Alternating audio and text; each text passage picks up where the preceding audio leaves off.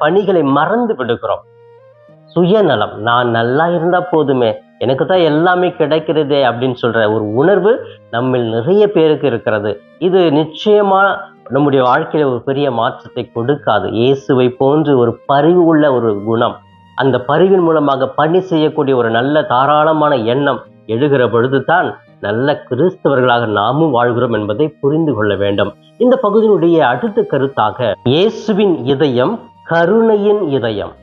பாருங்க பிரியமானவர்களே, இறைவனுக்கு இதயம் உண்டு, அந்த இதயத்தில் இரக்கம் உண்டு.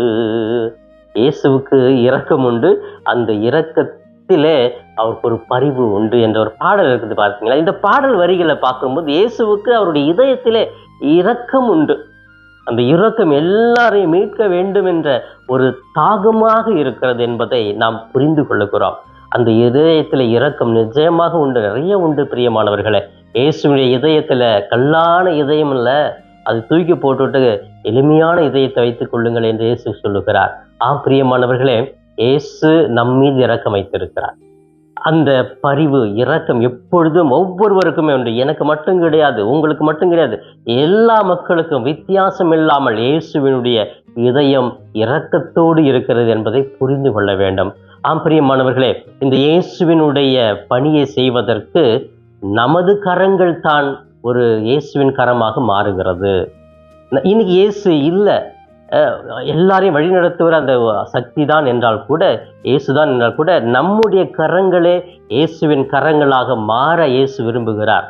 நான் அவர்களை தொட வேண்டும், நான் அவர்களுக்கு கொடுக்க வேண்டும், நான் அவர்களை குணமாக்க வேண்டும், நான் அவர்களுக்கு நற்செய்தி அறிவிக்க வேண்டும், நான் அவர்கள் மீது பரிவு கொள்ள வேண்டும் என்று என் மூலமாக இயேசு செயல்பட விரும்புகிறார் என்ற உயர்ந்த பண்பை இந்த நற்செய்தி நமக்கு சொல்லுகிறது. நான் முன் வருகிறேனா? அப்ப கடவுள் பார்த்துக்குவார் சொல்லிட்டு நான் அப்படியே உட்கார்ந்துட்டு இருந்து நான் சென்று செய்யாம கடவுள் செயல்பட முடியாது.